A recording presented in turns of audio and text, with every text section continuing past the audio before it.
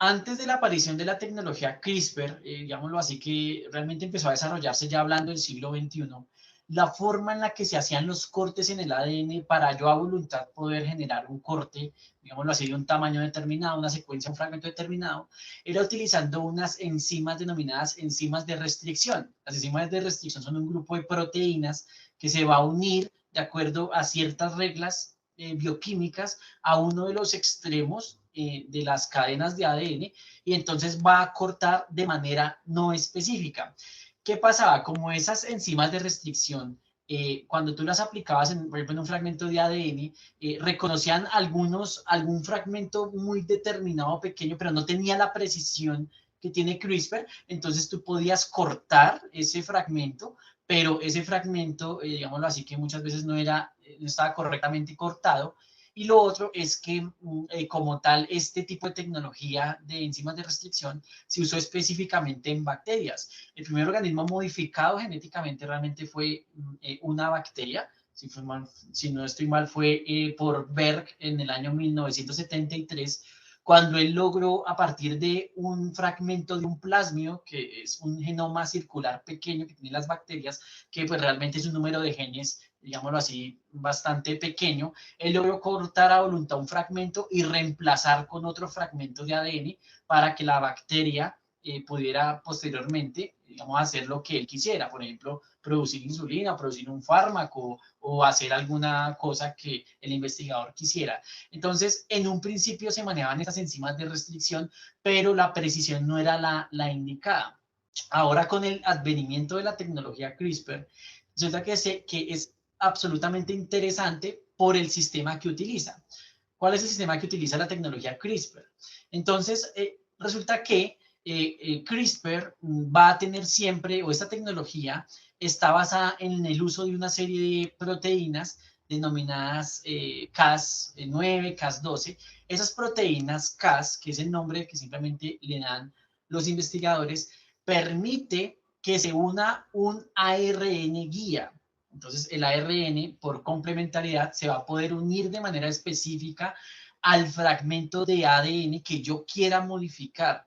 Entonces, es como si llevara el código, la clave para abrir la cerradura de esa caja fuerte, por decirlo así, que es el genoma de un ser humano, por decirlo de alguna manera.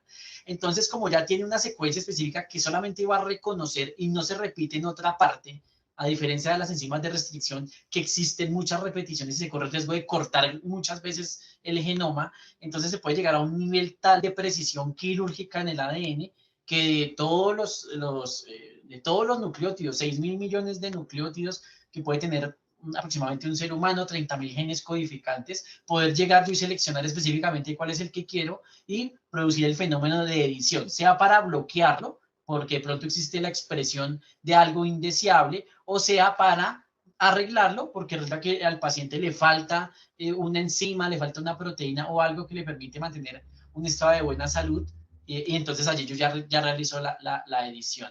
Entonces es importante entender que ya se llegó a un nivel de precisión absoluto donde yo puedo controlar cómo construir un ser humano letra por letra. Es decir, desde ceros yo puedo fabricar toda la instrucción, los millones de letras que corresponden para fabricar un ser humano a voluntad. Y eso es lo que, digamos, un poco la discusión ética, pero todo tiene que ver directamente con la precisión y que esta tecnología además usa los virus como vehículo. Normalmente cuando uno hace un tratamiento por CRISPR, eso ya lo puede uno conseguir, incluso las compañías farmacéuticas, uno utiliza unos virus modificados denominados lentivirus. Los lentivirus son un sistema viral que funciona como vehículo para que ese ARN guía junto con la enzima que detecta precisamente el genoma que está de interés pueda pararse en ese genoma específicamente, llevar ese vehículo, provocar una infección al interior de la célula, liberar ese sistema de CRISPR unido a la proteína y detectar de manera específica lo que yo quiera. Entonces, claro, eso ha abierto los ojos y mucha gente está haciendo experimentos, algunos de ellos parece ser de poco éticos.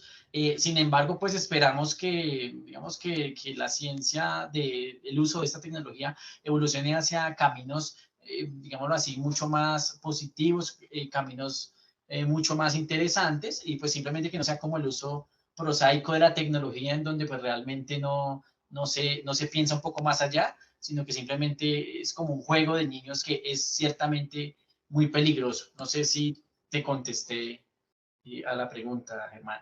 Ujú. Es que también veía que, o sea, otra cuestión que se hacía era insertar genes de otras especies en una especie para ver, para darle características que no tienen, obviamente, y que pues no se darían naturalmente porque estas especies nunca podrían cruzarse.